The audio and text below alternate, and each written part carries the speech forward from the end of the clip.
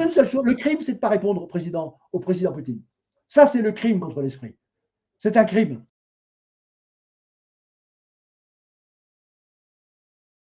Quand on lit le texte du président Poutine, ça veut dire quelque chose.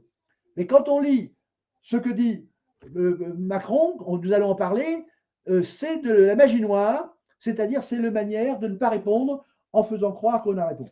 Alors, je passe sur le reste de ce qu'a dit le président Poutine, mais là, on a un langage réaliste qui décrit un phénomène, qui décrit le phénomène pourquoi ça ne marche pas, qui décrit qu'il est obligé de se défendre, parce que quand vous avez des forces, c'est très précis ce qu'il dit, il donne les fusées, les armements qui avancent constamment, leur portée à 4 minutes, c'est supersonique, 35 minutes, c'est précis ce qu'il dit. Et comme je vous l'ai dit, les réalistes croient à la vérité des mots, c'est-à-dire que le président Poutine croit à la vérité de ce qu'il dit, mais en face, vous avez un super menteur de la magie noire qui croit au pouvoir des mots et qui, sachant que les Français sont drogués de mots depuis 2 siècles, avec des mots évidemment qui les tuent, liberté c'est l'esclavage, ignorance c'est la force, compagnie. Donc le langage inversé, eh bien, il sait qu'il va être entendu. Parce que vous avez remarqué quand même que, citons personne, mais tous ceux qui prétendaient être dans l'opposition, eh bien finalement sont tous couchés devant une formule canonique qu'il faut prononcer pour parler comme le président Macron, Le Temps et compagnie, pour condamner ce qu'ils veulent condamner et compagnie, mais par réflexe. De même que dans cette fameuse épidémie, tout le monde s'est couché devant un mot magique, des mots magiques, sans se demander ce que ça voulait dire. Donc, je répète, c'est un message vis-à-vis du président Poutine, s'il m'entend, et puis du président Macron quand on le dira. Il n'y a qu'une seule chose, le crime, c'est de ne pas répondre au président Poutine. Ça, c'est le crime contre l'esprit. C'est un crime. Et je ne vais pas vous raconter l'histoire de la guerre 14, ça a commencé comme ça. Parce que maintenant, on commence à parler, vous avez un certain Jean-Yves Le Drian. Bon, pareil qu'il est. Bon, catastrophique, Jean-Yves Le Drian.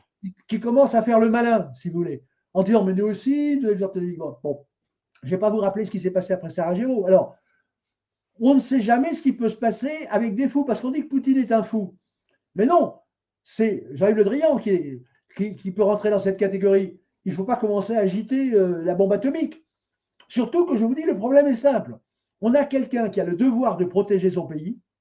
Vous avez des prédateurs qui ont envahi l'Europe. Je vous rappelle que les Américains n'ont rien à faire en Europe. Rien à faire. Mais depuis 14, ils ont tout fait pour envahir la France. Ils ont joué la première partie. Je vous rappelle que le Congrès américain n'a pas voté le traité de Versailles, alors que le traité de Versailles sortait des propositions du président Wilson. Donc, une fois que vous avez compris que ce ne sont que des menteurs, que des prédateurs, que des pillards, vous êtes sur la voie de la solution. Et la voie de la solution, c'est que le président Poutine a dit quelque chose. Moi, je veux bien servir de médiateur. Je dis ça avec tout l'humour qu'il faut. Je sais ce que les choses. Il y a une méthode très très simple. Moi, j'ai travaillé dans ce domaine. Quand quelqu'un pose des questions, il faut répondre. Et le crime, ce que je condamne, c'est l'agression qui consiste à ne pas avoir répondu en bonne et due forme au président Poutine. Et je veux bien servir de médiateur.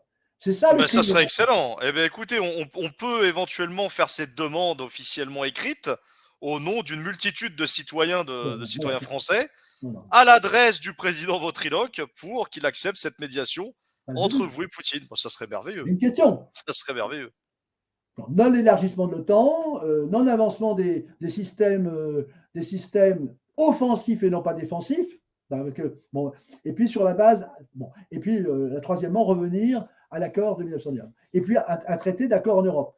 Donc en fait, quand vous avez une action offensive, est-ce qu'il faut condamner le poignard? Est-ce qu'il faut condamner la main? Ou est-ce qu'il faut condamner la tête? Ou est-ce qu'il faut condamner celui qui a ventriloqué la tête? C'est ça la question. Et vous avez toute cette bande d'illettrés pensionnés qui tout de suite condamnent comme ça, etc. Non, il faut étudier le processus. Et je veux dire que si on veut, c'est la fameuse phrase de Bossuet, Dieu se moque de ceux qui condamnent, qui se plaignent des effets qu'ils ont eux-mêmes provoqués. Mais là, c'est pire que la phrase de Bossuet. Parce que tout est bien préparé. Et les dindons de la farce, ce sont les Européens. Parce qu'il faut nous réunir.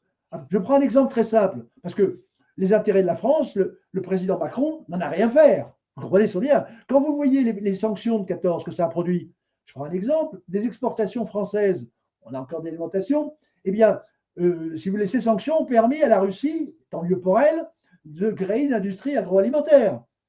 Bon. Donc, quand vous prenez intelligemment, comme je sais le faire, dans un bon tableau Excel ou un autre, les sanctions à qui ça va coûter, eh bien, figurez-vous que c'est à nous que ça va coûter, évidemment. Et qui va empocher? Les Américains. De deux manières.